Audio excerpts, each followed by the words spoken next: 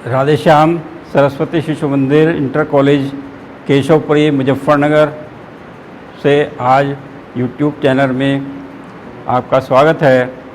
आज हम आपको सामाजिक विज्ञान कक्षा अष्टम भूगोल, यातायात, व्यापार एवं संचार के बारे में पढ़ाएंगे, समझाएंगे। हम सब जानते हैं कि हम सब कहीं ना कहीं जाने के लिए किसी न किसी साधन का उपयोग करते हैं। जैसे किसान अपने खेतों में फसल उगाते हैं तो किसान अपने खेतों से फसल को घर पर या मंडी में ले जाने के लिए किस चीज़ का उपयोग करते हैं आप सब जानते हैं। किसान या तो बैलगाड़ी, भैंसा बुग्गी या ट्रैक्टर ट्रॉली से अपना जो कृषि उत्पाद है वो मंडी में या अपने घर पर लाते हैं। इसी प्रकार से अगर हम या आप या कहीं भी अपनी बुआ के, मामा के या अपने कहीं रिश्तेदार के यहाँ जाते हैं तो वहाँ पर जाने के लिए किसी न किसी साधन का उपयोग करते हैं। जैसे कि पुराने समय में लोग पैदल भी जाते थे, बैलगाड़ी का उपयोग करते थे। इसी तरह से अब रिक्शा, साइकिल, मोटरसाइकिल, स्कूटर या कार का उपयोग करते हैं। इन सब ये जो हम विद्यालय आते हैं उसके लिए भी हम रिक्शा, साइकिल या स्कूटर का या मोटरसाइकिल का उपयोग करते हैं। तो इन सब के लिए हम जो प्रयोग में लाते हैं, जैसे किसान बैलगाड़ी, ट्रैक्टर का उपयोग करता है। हम कहीं बाहर जाते हैं तो रेलगाड़ी का या बस का या कार का उपयोग करते हैं। तो ये सब साधन जिनका हम किसी न किसी एक स्थान से दूसरे स्थान तक जाने के लिए उपयोग करते हैं, वह सब क्या हैं? यातायात के साधन हैं। वह सब यातायात के साधन हैं। यातायात के साधनों की उपयोगिता के अनुसार उन्हें 3 वर्गों में बांटा गया है। हम सब ने देखा होगा, एक ऊपर हवाई जहाज़ चलता है जो हवा में उड़ता है, और सभी देखते हैं कि कुछ लोग बस में बैठ कर के सफ़र करते हैं, कुछ रेलगाड़ी में, कुछ कार से, मोटरसाइकिल से जाते हैं, और कुछ लोग पानी में भी, नाव से भी यात्रा करते हैं। तो ये होता है इसमें यातायात के साधनों के प्रकार। सबसे पहले आते हैं हम स्थल मार्ग। स्थल मार्ग में 2 तरह के मार्ग होते हैं, एक तो सड़क मार्ग और एक रेल मार्ग। इसमें देखिए हम आपको ये दिखाएंगे भी। इसमें ये जो हवा में उड़ते हुए आपने देखा होगा, इस प्रकार का ये हवाई जहाज़ है जो हवा में उड़ करके जाता है। ये वायु मार्ग से जाता है, तो ये वायु मार्ग का साधन है। इसी तरह से जो हम सड़क पर चलते हैं, सड़क पर चलने के लिए आपने देखा होगा ये छोटा सा ये मिनी ट्रक है सामान ले जाने के लिए, और इसी प्रकार की ये कार है आपके लिए कार, और ये छोटी सी कार है, ये सड़क पर ही चलते हैं। अर्थात ये सड़क के साधन है, स्थल मार्ग के साधन है। इसी तरह से स्थल मार्ग जो है, हमने बताया अभी आपको, 2 भागों में बांटा गया है। एक तो सड़क मार्ग और एक रेल मार्ग। तो ये कुछ साधन हैं जो मैंने आपको दिखाए, ये हमारे उपयोग के लिए हैं। जो रेल मार्ग, जो स्थल मार्ग के साधन मैंने बताया आपको, सड़क मार्ग और रेल मार्ग। सड़क मार्ग पर चलने वाले साधन जो है वो साइकिल, मोटरसाइकिल, स्कूटर, कार, बस, ट्रक, ये इत्यादि हैं। ये सब सड़क मार्ग पर चलते हैं। इसी तरह से जो रेल मार्ग है, उसमें रेलगाड़ियाँ चलती हैं। रेलगाड़ियों के भी कई प्रकार बनाए दिए गए हैं। जैसे पहले कोयले से चलने वाली रेलगाड़ी थी। कोयले के इंजन में कोयला डाला जाता था। उस कोयले से चलने वाली रेलगाड़ी थी पहले। उसके बाद डीजल से चलने वाला इंजन आ गया, रेलगाड़ी के आगे डीजल का इंजन जुड़ता था। फिर उसके बाद आता है आपका बिजली से चलने वाली अर्थात इलेक्ट्रिक ट्रेन। इसमें भी उनकी कई प्रकार की उनकी गति के अनुसार रेलगाड़ियाँ बनाई गई हैं। जैसे शताब्दी रेलगाड़ी, जनशताब्दी और मेट्रो रेल जो भूमि के नीचे बनाई जाती है। यातायात के साधनों को देखते हुए, उनकी कमी को देखते हुए यातायात के साधन अधिक हो गए हैं। सड़कों की भीड़ को कम करने के लिए कुछ रेल मार्ग सड़क के नीचे भी बनाए गए हैं। जिनको मेट्रो रेल मार्ग कहा जाता है। धरातल पर आने जाने के लिए जैसे अभी मैंने बताया, रेल मार्ग और सड़क मार्ग दोनों प्रकार के मार्ग बनाए जाते हैं। सड़कों को आसानी से धरातल पर बनाया जा सकता है, चाहे वो ऊबड़ खाबड़ ज़मीन हो अर्थात पहाड़ी इलाका हो, चाहे वो समतल वाला इलाका हो।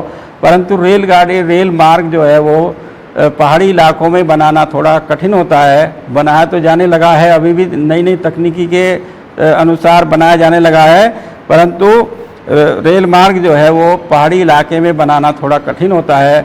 और सड़कों को घुमाव फिराव करके थोड़ी दूरी के लिए थोड़ा घुमा फिरा सकते हैं और उसको आसानी से बनाया जा सकता है।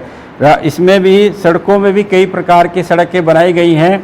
जैसे आपके सामने मानचित्र में बताऊंगा, इसमें जो हमारे देश के जो प्रधानमंत्री रहे हैं, पूर्व प्रधानमंत्री श्रीमान अटल बिहारी वाजपेयी ने एक स्वर्णिम चतुर्भुज सड़क योजना बनाई थी, जो दिल्ली से मुंबई से चेन्नई और चेन्नई से कोलकाता हुए, कोलकाता से दिल्ली, अर्थात इस प्रकार की ये सड़क का मार्ग बनाया गया था जो चतुष्कोण बनाता है। एक तरह से चतुष्कोण बनाता हुआ ये दिल्ली से मुंबई से चेन्नई और चेन्नई से कोलकाता, कोलकाता से दिल्ली होते हुए ये चतुर्भुज का एक चारों अपने देश के चारों कोनों पर ये सड़क मार्ग बनाया गया है। इसको स्वर्णिम चतुर्भुज सड़क योजना के नाम दिया गया था और ये श्रीमान अटल बिहारी वाजपेयी के समय में बनाई गई थी। इसी प्रकार से अटल बिहारी वाजपेयी के समय में ही एक उत्तर दक्षिण गलियारा बना था और एक पूर्व पश्चिम गलियारा बना था, जो उत्तर दक्षिण श्रीनगर से लेकर के और ये अपने दक्षिण में कन्याकुमारी तक जाती है ये सड़क। और इसी तरह से ये पूर्व में असम के सिलचर से लेकर के और गुजरात के पोरबंदर तक ये पूर्व पश्चिम गलियारा बनाया गया है। इस प्रकार की सड़कें, कई प्रकार की सड़कें बनाई गई है अपने देश में। जैसे राष्ट्रीय राजमार्ग हैं, एक्सप्रेस वे हैं, राज्य मार्ग हैं और प्रमुख जिला सड़कें हैं, अन्य जिला सड़कें और ग्रामीण सड़कें। जैसे राष्ट्रीय राजमार्ग हैं, ये बहुत पुराने राजमार्ग बनाए गए हैं, नेशनल हाईवे जिनको कहते हैं। इन पर बहुत दूरी तक की जो है यात्रा तय की जा सकती है। इसी तरह से दूसरे बनाए गए हैं एक्सप्रेस वे। अपने देश में दूरी को कम करने के लिए और समय की बचत करने के लिए एक्सप्रेस वे का निर्माण किया गया है। जैसे मेरठ से दिल्ली के लिए हाईवे बनाया गया है, इसी तरह से दिल्ली से मथुरा हाईवे, लखनऊ हाईवे और दिल्ली से ही होते हुए इधर पानीपत को चले जाएंगे तो बहुत अच्छी सड़कें बनाई गई हैं। अब इन सड़कों का एक तरह से अपने देश में जाल सा बिछा हुआ है, परंतु फिर भी हम अनेक प्रकार के इसमें और नए प्रयोग करते रहते हैं। इसी तरह से राज्य की सड़कें होती हैं जो एक राज्य से दूसरे राज्य को जोड़ती हैं। जैसे अपना मुजफ्फरनगर ज़िला है तो इससे बिजनौर को जोड़ने वाली, मेरठ को जोड़ने वाली, सहारनपुर को या इधर शामली ज़िला को जोड़ती हैं, तो ये होती हैं राज्य सड़कें। इसी तरह से दूसरी सड़कें जो अपने ज़िले से अपने गांव के क्षेत्रों तक जाती हैं उनको ग्रामीण सड़कें कहा जाता है। अब सड़कों के विस्तार को हम अच्छी तरह से समझ गए होंगे। अब आते हैं हम धरातल के बनावट के अनुसार रेल मार्गों का निर्माण हम आसानी से किन अच्छी तरह से किन जगहों पर किया जा सकता है। उत्तर के मैदानी भागों में तो रेल मार्ग और सड़क मार्ग आसानी से बनाए जा सकते हैं, परंतु पहाड़ी इलाकों में, उत्तराखंड के क्षेत्र में या दक्षिण के पठारी क्षेत्रों में रेल मार्ग और सड़क मार्ग बनाना थोड़ा मुश्किल आता है। इसी प्रकार से राजस्थान में भी सड़कों को बनाने के लिए कठिनाई आती है, क्योंकि वहाँ पर अधिक रेत होने के कारण भूमि को समतल नहीं किया जा सकता या उनको अच्छी तरह से जमने के लिए छोड़ा नहीं जा सकता। रेत अपनी जगह से खिसकता रहता है, इसलिए वहाँ पर सड़कों का और रेल मार्गों का बनाना थोड़ा मुश्किल होता है। सबसे पहले अपने देश में जो सड़क बनाई गई थी वो शेरशाह सूरी ने सड़क बनाई थी, कोलकाता से और पेशावर तक जाती थी। कि ये कोलकाता है, इससे होती हुई इधर अमृतसर और आगे यहाँ पर पेशावर तक जाती थी। इससे पहले जब हमारे देश में अंग्रेज़ों का राज्य था तो यह सड़क कोलकाता से लंदन तक जाती थी। यह लगभग 7,600 किलोमीटर लंबा सड़क मार्ग था और उसमें लगभग 21 दिन का समय लगता था। यह सड़क जो है कोलकाता से और लंदन तक जाती थी। इस समय ये बहुत लंबा सड़क मार्ग था। उसके बाद जब शेरशाह सूरी ने इसको सड़क को बनाया तो इसका नाम ग्रैंड ट्रंक रोड अर्थात जीटी रोड के नाम से ये रखा गया। वर्तमान में यह सड़क केवल अमृतसर तक जाती है, क्योंकि हमारे देश का विभाजन हो चुका है। पाकिस्तान के लाहौर तक ना जा करके यह अमृतसर तक जाती है। और इसी तरह के अपने देश में अनेक राष्ट्रीय राजमार्ग बनाए गए हैं। जैसे राष्ट्रीय राजमार्ग नेशनल हाईवे नंबर 1 जो है वो दिल्ली से अमृतसर तक जाता है। नेशनल हाईवे नंबर 2 दिल्ली से कोलकाता जाता है। इसी तरह से अनेक राष्ट्रीय राजमार्ग बनाए गए हैं। राष्ट्रीय राजमार्ग 7 भारत का सबसे लंबा राष्ट्रीय राजमार्ग है, जो वाराणसी से कन्याकुमारी तक जाता है। अर्थात वाराणसी यहाँ पर है, यहाँ से होता हुआ यह कन्याकुमारी तक जाता है। इसी प्रकार से अपने देश में इस समय 52.32 लाख वर्ग किलोमीटर लंबी सड़कें हैं। राष्ट्रीय राजमार्ग की कुल लंबाई अब 1,04,75 किलोमीटर है, जो कि कुल लंबाई का 2% है। इस पर कुल यातायात 40% का भार वहन करता है, अर्थात अधिकतर यातायात जो है इन्हीं सड़कों पर चलता है। स्वर्णिम चतुर्भुज योजना के बारे में मैंने आपको बताया, जो दिल्ली, मुंबई, कोलकाता, चेन्नई को जोड़ते हुए एक चतुर्भुज बनाया गया है। ये स्वर्णिम चतुर्भुज सड़क योजना है।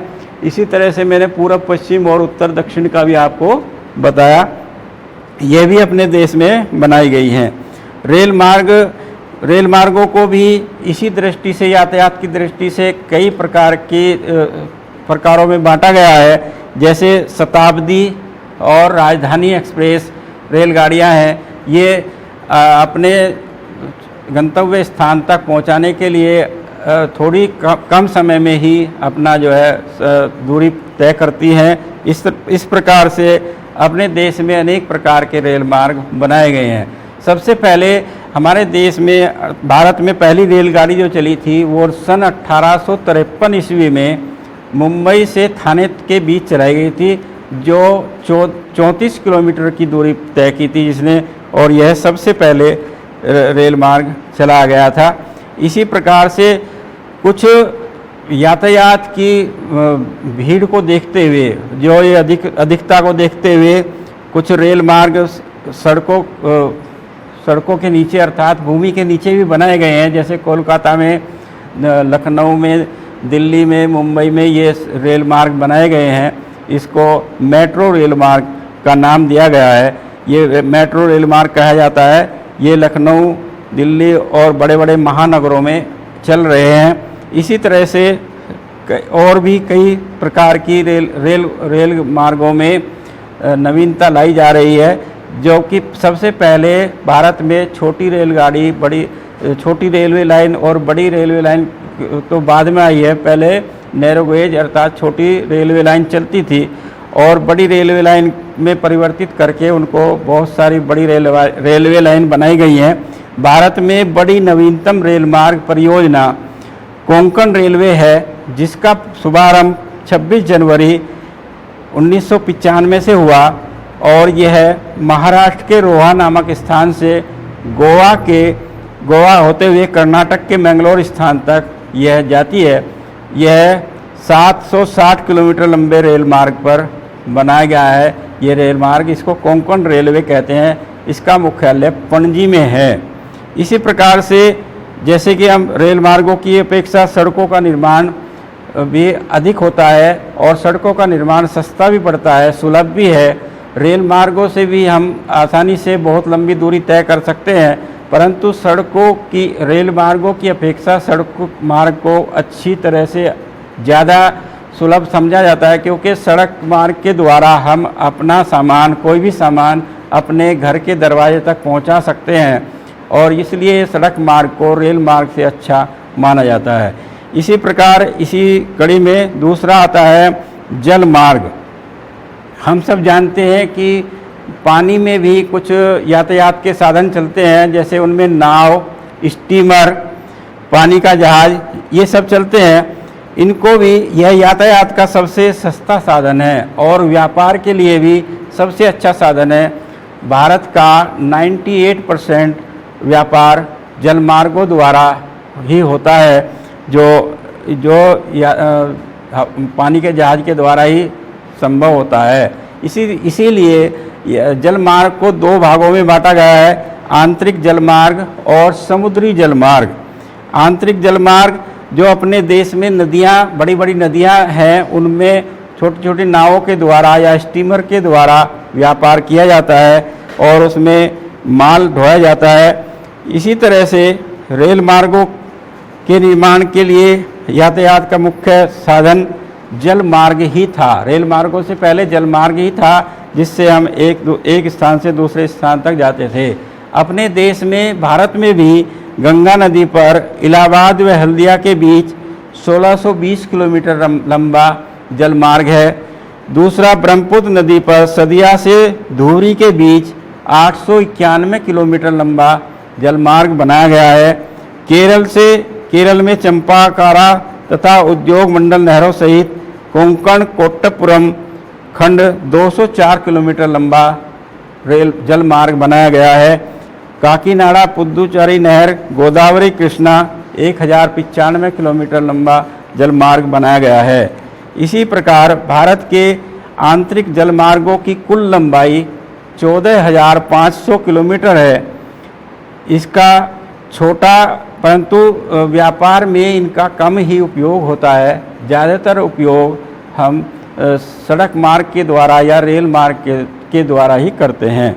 समुद्री मार्ग जो है वह अपने देश भारत का 95% विदेशी व्यापार लगभग समुद्री मार्ग से ही होता है। इसलिए अपने देश में भारत की लगभग 7,516 किलोमीटर लंबी तट रेखा है जो समुद्र से मिली हुई है, और उस पर 12 प्रमुख बंदरगाह और 200 अन्य छोटे छोटे बंदरगाह बनाए गए हैं, जिनसे पानी के जहाज सामान लेकर के एक स्थान से दूसरे स्थान तक जाते हैं और वहाँ पर सामान को उतारा जाता है।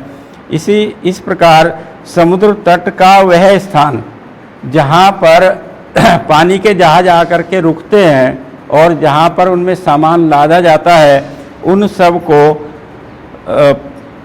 उस स्थान को बंदरगाह या पत्तन कहा जाता है। मुंबई, कोलकाता, हल्दिया, पारादीप, विशाखापट्टनम, कोची, इस तरह के 12 ये बड़े बंदरगाह हैं जो भारत में विदेशी व्यापार के लिए इनका उपयोग किया जाता है। इसी तरह से भारत से अन्य देशों के लिए, जैसे भारत से कोलंबो, यंगून या अन्य स्थानों के लिए भी पानी के जहाज का उपयोग किया जाता है, अर्थात जल मार्गों का उपयोग किया जाता है। फिर आता है आपका वायु मार्ग। वायु मार्ग के लिए, जैसे मैंने अभी दिखाया था आपको, ये वायु मार्ग का एक साधन है, हेलीकॉप्टर जिसको कहते हैं, ये जो है हवा में उड़ता है। और इसी प्रकार का दूसरा साधन हवाई जहाज भी है हमारे पास, ये सवारी ढोने के लिए काम आता है। वैसे तो ये साधन बहुत ही एक तरह से महंगा होता है, परंतु समय की बचत करने के लिए लोग इसका उपयोग करते हैं। हवाई जहाज, हेलीकॉप्टर आसमान में जिस रास्ते से उड़ते हैं उसको वायु मार्ग कहा जाता है। वायु मार्ग यातायात का सबसे तेज गति का साधन है और यह कम समय में अपने गंतव्य स्थान पर व्यक्ति को पहुंचा देता है। भारत में पहली हवाई जहाज की उड़ान सन 1911 में इलाहाबाद से नैनी के बीच हुई थी। सन 1953 में वायु यातायात की व्यवस्था केंद्र सरकार के अंतर्गत आ गई थी और भारत में एयर इंडिया के अतिरिक्त अनेक निजी कंपनियां भी हैं जो विमान सेवाएं दे रही हैं, अर्थात जो विमान यातायात के साधनों के लिए उपयोग किए जा रहे हैं। भारत में अनेक घरेलू अंतर्राष्ट्रीय हवाई अड्डे हैं, जहां से अनेक स्थानों के लिए हवाई यात्राएं की जाती हैं। और भारत में हवाई जहाज़ विदेशों के लिए भी जाते हैं और अपने देश में भी एक स्थान से दूसरे स्थान तक जाने के लिए अनेक हवाई जहाज़ों का प्रयोग किया जाता है। जैसे कोच्चि से दिल्ली आना हो, या मुंबई से दिल्ली, कोलकाता से दिल्ली, चेन्नई से मैंगलोर, बंगलोर से दिल्ली, इस प्रकार से बहुत कम समय में इन साधनों का प्रयोग करके हम अपने देश में भी एक स्थान से दूसरे स्थान तक शीघ्रता से पहुंच सकते हैं। इसके बाद सड़क, रेलगाड़ी, पानी का जहाज़, हवाई जहाज़ आदि यातायात के साधनों के विभिन्न गांवों, शहरों, खनिज स्थलों या उद्योग धंधों, कल कारखानों आदि को एक सूत्र में बांधते हुए ये सब यातायात के साधन हैं और भारत के व्यापार की विकास को आगे बढ़ाते हैं। इन सब साधनों के द्वारा हमारा देश आगे बढ़ता जा रहा है, तरक्की कर रहा है। अब इसके बाद आता है व्यापार। व्यापार भी दो तरह का होता है, एक देशी व्यापार, एक विदेशी व्यापार। देशी व्यापार वह व्यापार जो अपने देश में ही किया जाता है, और विदेशी व्यापार जो विदेश के लिए किया जाता है। अर्थात इसको इस प्रकार से समझेंगे, जब हम अपनी आवश्यकता की कोई भी चीज़ किसी से खरीदते हैं या कहीं से उसको मंगवाते हैं, तो बाज़ार से लेते हैं या किसी और अन्य साधन के द्वारा हम मंगवाते हैं, तो वह दुकानदार अपनी जिससे हम वह वस्तु ले रहे हैं, वह उसमें जिस वस्तु की जितनी लागत है उस पर कुछ अपने पारिश्रमिक को जोड़ करके हमसे वह उसकी कीमत वसूल करता है। और कीमत वसूल करता है, इस तरह से वह उस अपने सामान को बिक्री भी कर रहा है और उसके लिए वह अपना पारिश्रमिक भी कमा रहा है। तो इस लेन देन की प्रक्रिया को हम व्यापार कहते हैं। व्यापार हमारे आवश्यकताओं को पूरा करता है। व्यापार जो है हमारी आवश्यकता, जो हमारी जिस चीज़ के लिए हमें आवश्यकता होती है उसको हम व्यापार के द्वारा ही पूरा करते हैं। अर्थात हम कुछ चीज़ें दूसरों से भी मंगाते हैं, बाहर से भी मंगाते हैं। जो हमारी आवश्यकता की वस्तुएं अपने देश में नहीं होती है, उसको हम विदेशों से मंगाते हैं या बाहर से मंगाते हैं, तो उसको आयात कहते हैं। और इसी तरह से अगर हमारी आवश्यकता से कुछ वस्तुएं बचती हैं, अर्थात आवश्यकता से अधिक वस्तुएं हमारे देश में पैदा होती हैं, तो उसको हम विदेशों में भेजते हैं। इसको हम निर्यात कहते हैं। आयात निर्यात जो है ये एक प्रकार का व्यापार कहलाता है। अर्थात वस्तुओं और सेवाओं को बेचना और खरीदना जो है वो व्यापार कहलाता है। देश के भीतर किया जाने वाला व्यापार जो है वो देशी व्यापार कहलाता है, और देश के बाहर बेचने वाला, भेजने वाला व्यापार वो विदेशी व्यापार के अंतर्गत आता है। इसी तरह से भारत के विदेशी व्यापार दो देशों के बीच अंतर्राष्ट्रीय व्यापार, दो देशों के बीच जो व्यापार होता है उसको अंतर्राष्ट्रीय व्यापार कहते हैं। भारत के विदेशी व्यापार नीति द्वारा भारत को प्रशासनिक नियंत्रण से अधिकांशतः मुक्त रखते हुए हम बहुत कम प्रतिबंध लगाए गए हैं। अर्थात अगर जिसके कारण हमारा व्यापार बढ़े, इसलिए इस पर प्रतिबंध बहुत कम लगाए गए हैं और प्रतिबंधों को हटा भी दिया गया है। इसी व्यापार के साथ साथ हम संचार का भी हमारे जीवन में बहुत महत्व है। संचार के साधन जो है, आजकल सभी के पास संचार के साधन होते हैं। सबसे बड़ा संचार का साधन हमारे पास मोबाइल है। हम अगर कोई सूचना भिजवाते हैं तो वो तुरंत किसी के पास भी पहुंच जाती है। पहले यह सूचना कई दिनों में, कई महीनों में पहुंचती थी। उस समय हमारे पास पत्र ही एक सूचना पहुंचाने का एक साधन था। भारत में डाक प्रणाली की शुरुआत सन 1766 में हुई थी। उस समय पत्र लिख करके अपनी सूचना एक दूसरे स्थान पर भेजी जाती थी, परंतु धीरे धीरे वह उसमें परिवर्तन आया और फिर पहले तो लैंडलाइन वाले मोबाइल फ़ोन चले थे, वो टेलीफोन चले थे। अब मोबाइल फ़ोन हर एक व्यक्ति के जेब में होता है और इस पर हम पूरे विश्व की जानकारी घर बैठे ही प्राप्त कर सकते हैं।